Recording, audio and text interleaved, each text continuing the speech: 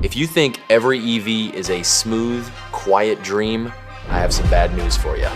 Right now, owners are flooding the internet with complaints about cars that freeze up, shake on the highway, or even cost $20,000 just to fix a tiny scratch. I am Nick, and today we are looking at the top 10 electric vehicles that people are actually starting to dislike or even hate in 2026. We are not just looking at spec sheets. We are looking at real-world frustrations from people who wish they had kept their gas-powered cars. If you are planning on buying an EV this month, you need to see this list before you sign anything.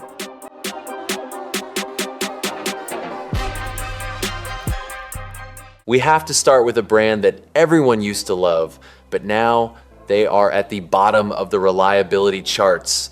The Rivian R1T and R1S are incredible trucks on paper. They are fast, they look cool, and they can go anywhere. But in 2026, the repair bill from hell has become a meme among owners. Imagine a small fender bender, the kind that would cost $500 to fix on an old truck. On a Rivian, that same tiny dent can cost you $22,000. Because the body panels are so huge and complex, you can't just fix a piece of it. You have to replace half the truck. This has caused insurance prices to go through the roof. People who bought these cars for $80,000 are now finding out they have to pay $500 a month just for insurance. It is a beautiful machine, but for many owners, the financial stress is making them wish they had never bought it. People are starting to dislike these trucks not because of how they drive, but because of how they empty your bank account even when nothing is wrong. Next on the list of cars driving owners crazy is the Tesla Model X. For over a decade, this has been the ultimate status symbol, but in 2026, the luxury mask is slipping. People are starting to loathe the very thing that made the car famous, the Falcon Wing doors. Owners are reporting that even after years of production, these doors still leak in heavy rain or get confused and refuse to close if the car is parked on a slight hill. Imagine being stuck at a grocery store in a downpour because your six-figure SUV thinks there is an invisible obstacle in the way. Beyond the doors, there is a growing frustration with what owners call ghost warnings. The car's massive computer system frequently flashes red alerts about brake failures or sensor blockages that aren't actually happening. It turns a relaxing drive into a high-stress game of, is my car actually broken? For $100,000, people expect a finished product, not a rolling computer bug. If you think a glitchy door is bad, the GMC Hummer EV is taking dislike to a whole new level. This truck is a 9,000-pound monster that was supposed to prove GM could do anything. Instead, it is proving to be a giant headache. In late 2025 and early 2026, GMC had to issue recalls for airbag wiring that was done incorrectly by hand during a factory machine outage. Owners are finding out that their invincible truck might not even protect them in a crash because a wire wasn't crimped right. But the real reason people are turning against the Hummer is its sheer impracticality. It is so heavy that it wears through $500 tires in less than 10,000 miles. Owners who thought they were buying a rugged off-roader are finding out they actually bought a high-maintenance diva that is too wide for most parking spots and too heavy for some residential bridges. It's a flex that has quickly become a burden for anyone trying to actually live with it. Finally, we have to talk about the VinFast VF8. This is a newer name on the scene, but it has quickly gained a reputation for all the wrong reasons. In 2026, owners are describing the driving experience as intrusive and annoying. The car is packed with safety sensors that beep and chime at you for everything, even when you are doing nothing wrong. It feels like having a backseat driver that never shuts up. Even worse, the build quality has been called disappointing by almost every major reviewer this year. From interior trim that rattles to paint that chips, if you look at it wrong, it feels like a car that was rushed to the market before it was finished. While VinFast offers a great warranty, owners are finding that a long warranty doesn't matter if the car is constantly sitting in the shop. People want a car that works, not a car that gives them a free loaner every other month. Moving on to a brand that usually means reliability, but right now is causing a lot of frustration, Toyota. The BZ4X and its twin, the Subaru Solterra, have become the cars that people love to dislike in 2026. It's not that they are bad cars to drive, it's that they feel like they were designed 10 years ago. Owners are venting online about range anxiety that actually feels real. While other EVs are pushing 300 miles on a single charge, the Toyota often struggles to hit 200 in the real world, especially if you have the heater on.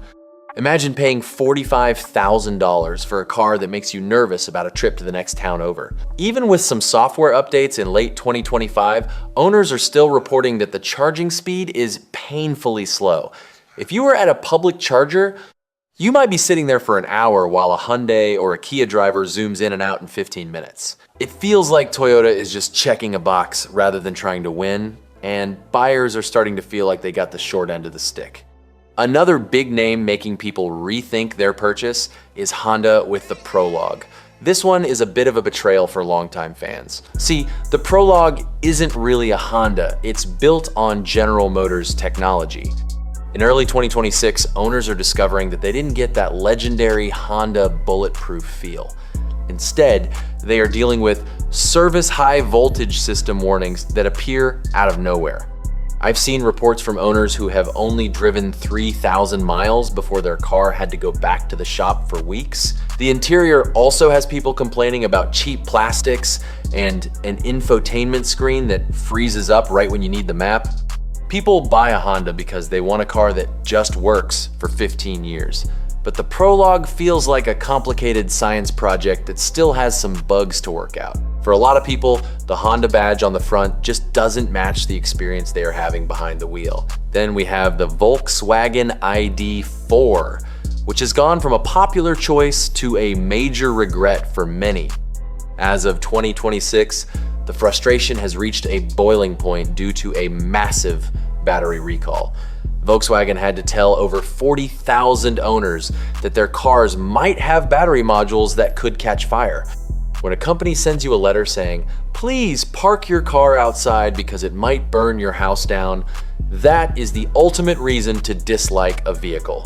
But even before the fire risk, people were complaining about the touch buttons. Volkswagen replaced normal knobs and buttons with touch-sensitive pads that are hard to use while you are driving. Owners say they accidentally changed the volume or the temperature just by resting their hand on the steering wheel. It's a tech for the sake of tech mistake that makes the car feel annoying to use every single day. Between the safety scares and the frustrating controls, the ID.4 has become a car that many people are trying to trade in as fast as they can. Coming in at number 2 is a vehicle that has been a total roller coaster for its owners, the Chevrolet Blazer EV. People were really excited for this car because it looks amazing and comes from a brand they trust. But in early 2026, that excitement has turned into a lot of buyer's remorse. The biggest thing making people dislike this car right now is the software.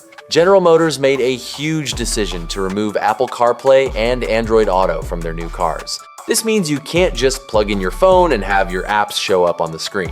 Instead, you have to use the car's built-in system, which many owners say is buggy and frustrating. Imagine trying to use your maps and the screen just goes black while you are in the middle of a city you don't know. It has happened to so many people that the Blazer EV has become famous for its electronic meltdowns. On top of that, owners who live in colder states are reporting a massive drop in range. One owner in Indiana said their 300-mile car only got 100 miles when the temperature dropped. People feel like they paid for a high-tech future but got a car that requires them to be a computer expert just to keep the screen working. Finally, at number 1, we have a car that proves luxury doesn't always mean happiness, the Polestar 3. This is a beautiful $90,000 SUV, but in 2026, owners are calling it their own personal hell. The list of complaints is long and honestly a bit scary. People are dealing with propulsion system errors that pop up on the dashboard and then vanish, leaving them wondering if the car is about to die on the highway. But the most annoying thing? The the car's digital key and door handles. There are videos of owners standing outside their cars in the rain, jiggling the handle for 20 minutes because the car won't recognize their phone or the key card. For almost $100,000, you should at least be able to get inside your car. We have also seen reports of the car failing to save driver profiles, meaning every time you get in, you have to spend 5 minutes adjusting your seat and mirrors all over again. It feels like a software-defined car that was shipped before the software was actually finished. People are disliking it because it feels like a very expensive experiment that they are paying for with their time and their sanity. When you look at this entire list, from the $50,000 Chevy to the $100,000 Polestar, there is a common theme. People are losing their patience with cars that treat them like beta testers. In 2026, the novelty of electric cars has worn off, and buyers are starting to demand the same level of reliability they had with their old gas cars. They are tired of over-the-air updates that fix one thing but break another. They are tired of luxury features that don't work in the real world, like motorized door handles that freeze shut or touchscreens that take 10 seconds to respond. So, what is my final verdict? If you are looking at any of the cars on this list, my advice is simple. Avoid them for now. If you absolutely must have one of these models because you love the look or the brand, do yourself a favor and lease it. Do not buy it. When you lease, you are basically renting the car during its best years. If the battery starts to fail, if the software becomes a nightmare, or if the value of the car crashes, that is the bank's problem, not yours. You just hand the keys back after 3 years and walk away. The EV world is moving so fast right now that the perfect car today could be a total dinosaur by the time 2029 rolls around. At the end of the day, a car should serve you, not the other way around. You shouldn't have to worry about your door handles freezing shut or your dashboard going dark in the middle of a bridge. We are in a transition period, and while there are some great electric cars out there like the refreshed Model 3 or the newer Hyundai models, the 10 we talked about today just aren't quite there yet. They are ambitious, they are fast, and they look like the future, but they are failing the most important test of all, making their owners happy. Thanks for watching, and remember, the best car is the one that gets you home every single night without a headache. I'm Nick, and I'll see you in the next review.